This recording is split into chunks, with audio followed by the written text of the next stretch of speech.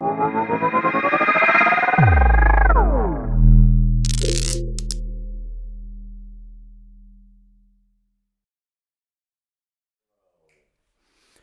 right, guys, we are back and the party continues.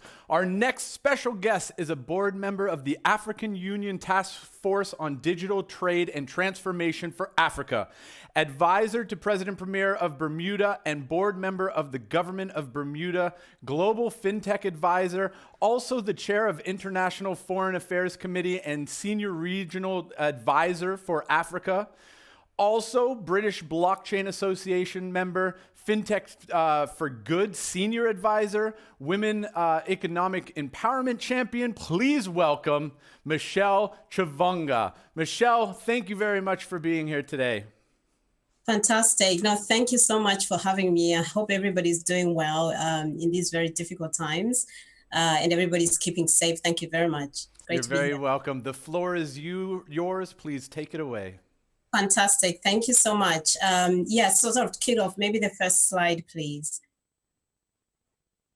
Thank you so much. No, emerging tech, this is a topic that we have talked about for time. One of the things that we are going to focus on today is very much around looking at Africa as the future. Yes, there's significant challenges that we are facing, with the COVID crisis. But certainly, I think Africa still is, the future in terms of, very exciting projects around technology as a whole, looking at blockchain, looking at AI, big data, and a whole range of other things. So today, I'm really just going to touch up on some of the really exciting things that are happening on the continent, and also look forward, looking ahead with some of the challenges that we're facing today and how we can mitigate, those challenges. Next slide, thank you. Thank you. So, disruptive technologies. I think disruptive technologies, we term them disruptive, but I think they're massive, massive opportunities with technology. And what has been happening with COVID so far, it's really shed a light in terms of how the opportunities with technology can actually help to transform. The African continent is a huge continent. There are massive, massive opportunities that we have facing ahead of us. And I think tapping and really leveraging the technologies will have a massive impact for the continent and also for the world as a whole. I mean, we have a lot of emerging technologies that are in place today, AI, blockchain, big data, quantum computing. All these have a massive, massive role, I think, to look at the underlying issues that we're facing across the world.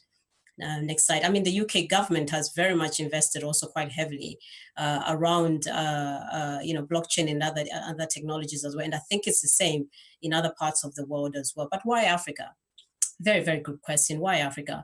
I think Africa, as we know it, is very much developing and really rising, as a continent. The massive opportunities in terms of job creation, opportunities in terms of growth. The youth population is growing. So Africa has a lot to offer. Next slide. Thank you. And one of the massive opportunities that we all probably, I hope everybody has heard about now, is looking at the free trade area agreement and the opportunities with that in terms of creating real opportunities for Africans and driving, growth in the continent. The free trade area agreement is a very, very, sort of ambitious and transformational agenda that I certainly as a young person, very, very excited by it. And also really, really happy that, there's such a focus at the moment. And one of the underlining, opportunities with the free trade area agreement is actually to grow interregional trade and to try and support, the increase in sort of interactions between global value chains, but also African regional value chains and creating opportunities through those value chains. Now, technology is very much a part of, that enabler to help facilitate, I think, the free trade area agreement. It is there, of course, to try and help, with promoting, better access to healthcare, education, trade, business, and manufacturing, and a whole range of other industries. But this can't happen if we don't have the tools in place. I think in order to make it, to implement, the free trade area, we're all very excited about it, but we need to be able to implement. In order to implement, we must very much touch up on the tools that we do have. And some of those tools are very much tech aligned. Of course, one of the opportunities I think with the free trade is actually bringing together the continent of Africa and really opening up opportunities for growth and development, within the continent, but also exciting for other parts of the world to start looking at Africa as an opportunity to invest, to do business, to interact, and to really do, quite a lot in terms of development as a whole for other parts of the world. We're talking about exports, imports, opportunities to look at raw materials, and how do we get those raw materials from A to B? How do we look at logistics? How do we unclog the supply chain? As we can see at the moment, there's a lot of difficulties within the supply chain. And I think certainly blockchain can play a role in terms of helping to shape that and address some of the challenges there. Next slide. Yes, and driving Africa forward. We want to drive Africa forward. I mean, Africa is already moving very, very, very, very in advance, right? And is developing very rapidly. Technology isn't nothing, something that's new to us in the continent. Africa has created some of the most innovative technologies, including things like M-Pesa, which of course everybody knows about. But we've even moved beyond M-Pesa now, and there's a whole range of new initiatives that are coming up. Around financial services, but there needs to be a lot more investment into some of these areas. We need to start thinking about, how do we invest in talent that can develop new technologies? How do we invest in, infrastructure, which is absolutely fundamental, in order for us to even interact with some of the technologies I've already talked about? Have we got infrastructure systems in place? Can people access those infrastructure? Is the data access affordable? How can we generate excitement? But at the same time, how can we ensure that we've created the right climate and the right environment in order to enable that financial services to grow, in order to enable, digital platforms to thrive, e-commerce, very, very exciting opportunities, but we do need to invest and we need to look at financial services. Next slide. But yes, what are the opportunities? Untapped population. We've got huge talent. We've got massive talent. Are we investing enough in our talent, in our youth? I get very, very excited about the African youth. They're passionate, they're driven, they're ready to learn, and they're ready, and they're delivering on the ground. I've met so many young people creating new jobs, creating new ideas, so passionate about what they're doing. Women entrepreneurs, really running the show and driving forward. So we really need to invest a little bit more in that untapped population. How do we get them, inspired and involved in tech? How do we encourage more women into STEM? Certainly some of the technologies I've talked about, like blockchain, is a lot of women, who are starting to look into this space, and I've been in space for a while and I can see the growth, and it's very, very exciting. In Africa, certainly we need to tap on the population and the growth there. Next slide. Yes, and we have a growing ecosystem in Africa in terms of technology. 600, innovation hubs spread across the continent and growing by the day. Innovation hubs where people are learning new skills, they're programming, they're coding, they're doing a whole range of things, which is very, very exciting. But I think we still need to grow this, and we still need, like I said earlier on, provide access and opportunity. When I say that, I mean access in terms of affordability for data, in order for people to come in and use the technology and access the information, access in terms of, proper working spaces and technology, parks that people can interact and feel and learn as well, and participate. So very, very important. African startups, for example, have raised a huge amount in the last couple of years or so, and how do we increase that investment? How do we track and ensure that investment is going to the right places? And how we do help with things like mentoring and training and education, to our growing entrepreneurs, to enable them to scale up and to grow. And we have more scalable businesses. We start creating the unicorns of Africa. Very, very exciting. Next slide. Yeah, and the growth of the ecosystem, I mean, the numbers say it for themselves, and this is spread across the continent, as you can see. There's a growing appetite for technology. There's a growing hunger for technology. And that's why I think Africa certainly is one of the major hotspots, I believe, in terms of the future for technology. We can see there are many, many countries getting involved, even countries like Zambia, Ethiopia, Nigeria, one of the growing populations across Nigeria. How do we encourage that more? How do we foster that? How do we innovate?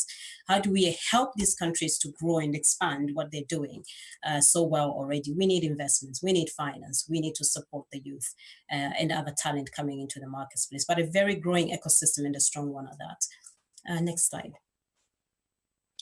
Emerging tech categories. I mean, in terms of looking at the current issues that we're facing, especially with COVID and the crisis, we are going to be facing major, major challenges in the continent in terms of economic growth and development. And this is an issue, this graph really kind of, showcases the low levels of outflows of, sort of capital from the continent. And this is partly driven by what's happening within the economy and within the global economy, and some of the challenges that we our trading partners are facing. Looking at China, looking at other places, how do we handle that? How do we ensure that we can continue to enable growth in these difficult times? And I think part of the answers is, one, we need to be able to address what's happening currently, to tap on blockchain and other technologies, AI, big data, and others, to look at how do we mitigate against crises like this, because they have massive economic impacts. And this is, Africa is not going to be sheltered necessarily from that. Even though, of course, we had, maybe lower numbers in terms of cases around COVID, but we still need to start planning and try to understand how do we ensure Africa is well placed, to enable that growth, right? To enable the implementation of free trade area. And we cannot do that if we're having challenges around things like, debt. I know the IMF and a whole range of others are looking into sort of the debt issues and trying to look at debt relief measures. This is very, very important in terms of the growth for the continent. We want to encourage, of course, a lot more liquidity and capital into the continent, because without that, our SMEs, Africa is made of SMEs and the informal sector. If we do not invest and support the informal sector and the SMEs, then we're going to struggle. And a lot of the external factors will have an impact onto the continent. So very, very important to pay attention to this. Next slide. So what will drive the digital economy? The digital economy for me is very, very exciting. I've been in the space for quite a while. I think in terms of really driving the digital economy, it's about connectivity. We need to have access to infrastructure. We need to have access to data. We need to have affordable access. And then in terms of the policy structures and policy environments are really, really important. This is for governments and other policymakers and regulators. I really do call on to regulators and governments to start paying attention into creating those environments that enable digital economy to thrive.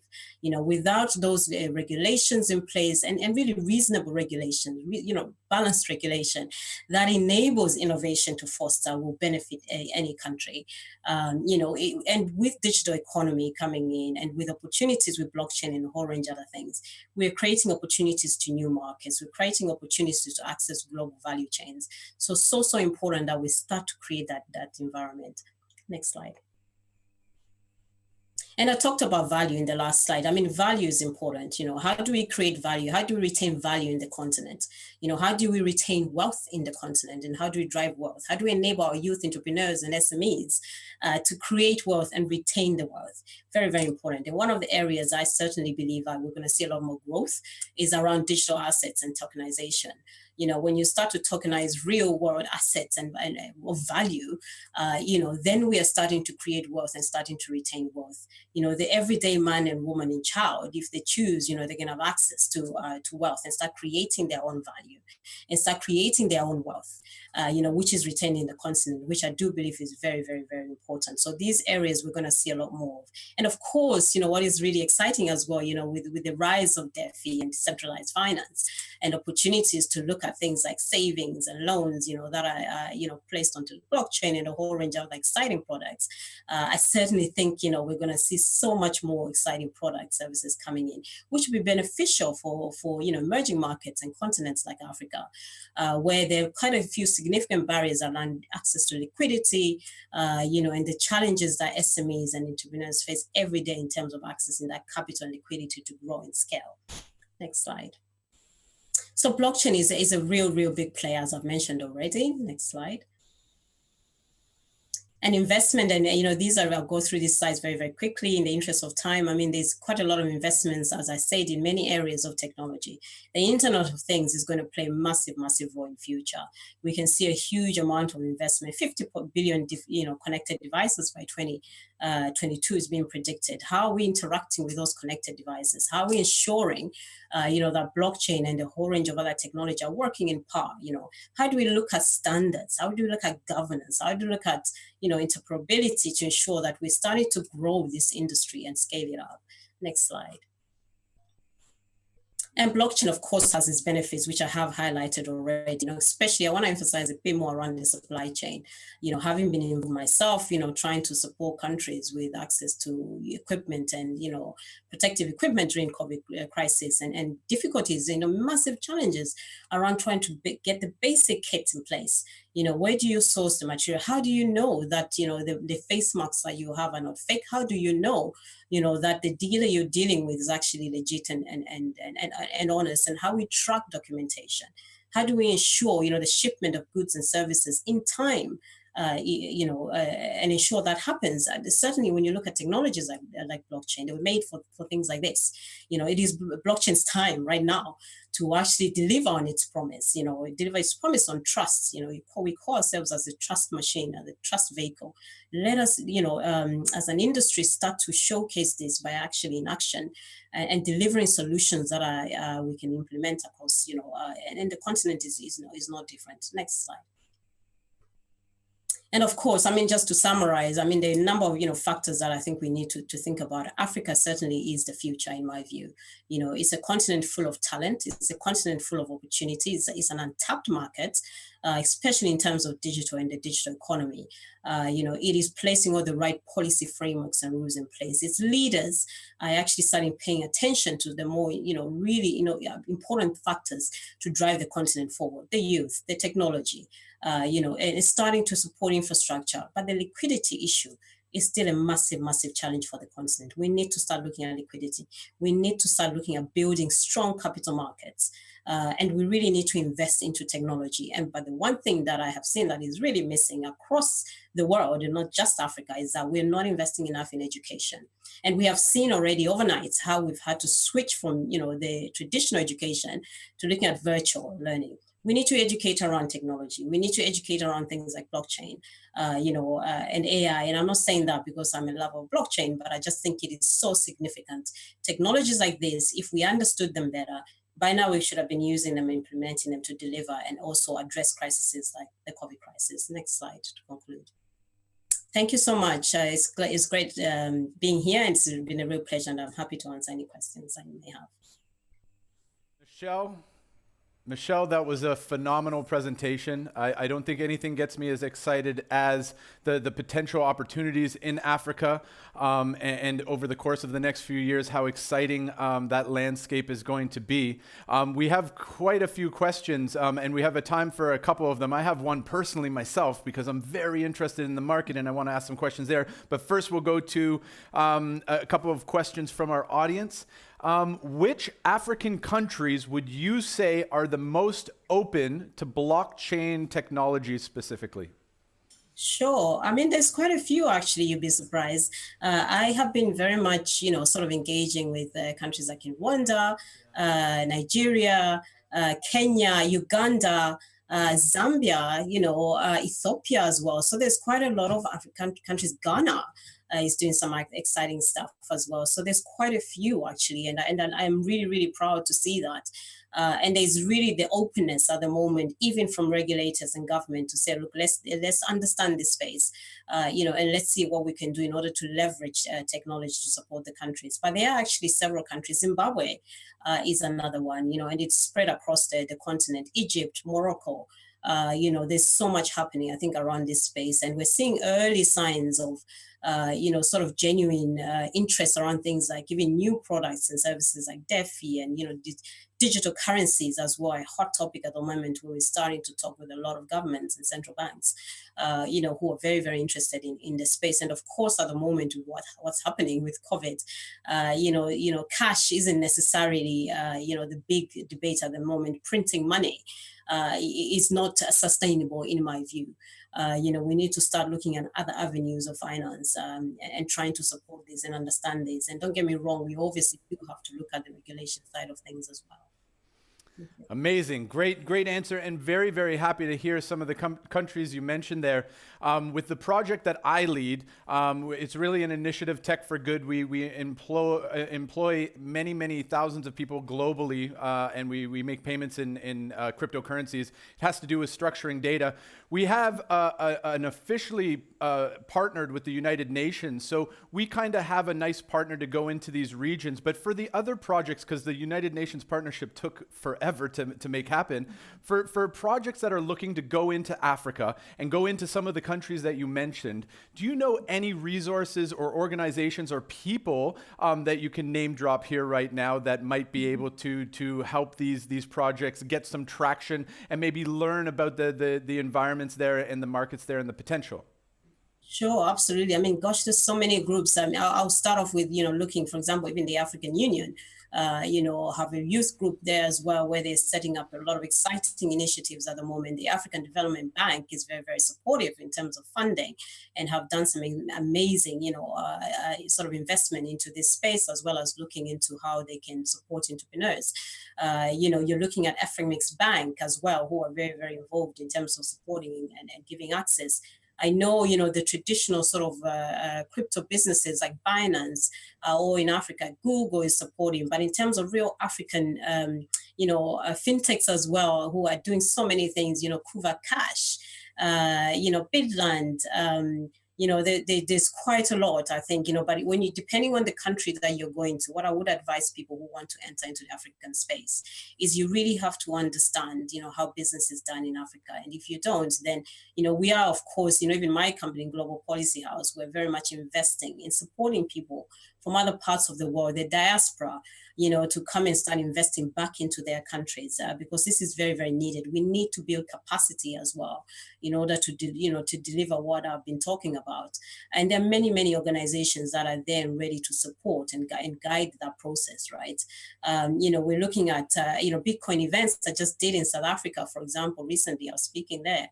And they're doing phenomenal stuff in terms of galvanizing the blockchain community in South Africa. In Nigeria, there's a whole range, Coin News Extra is doing a lot around the media space, a real African, media channel that is driving forward and helping to support, awareness around blockchain and crypto and a whole range of other areas. So there are quite a few significant players that I would mention. I myself am involved with the United Africa Blockchain Association, for example. We're driving initiative in terms of supporting people to understand and young people start getting into this space. So there's quite a few organizations. And of course, the more traditional ones as well are very involved. International Chambers of Commerce we're working with, across the UK Department for Trade and Industry and a whole range of others. So there's quite a lot of players, both international and local, who are doing phenomenal things. Michelle, that is absolutely phenomenal. Thank you so very much for being with us. If people want to touch base with you, because I know I do, how do we contact you? Sure. I mean, you can send me an email, michelle@thepolicyhouse.com, or you can connect with me on LinkedIn. I'm on LinkedIn, Michelle Chivunga N, and on Twitter as well, @Michelle Chivunga, without an A at the end. Thank you, awesome. guys. Michelle, thank you so much for being with us. It's been a blast and very valuable information, and thank you for your presentation. We hope to have you on the next editions. Thanks so much for your time. All right, guys, we are going to a quick break and then back for a very fun panel. We all know about decentralized finance. You're going to find out all of the topics of that industry right here coming up next. Pew.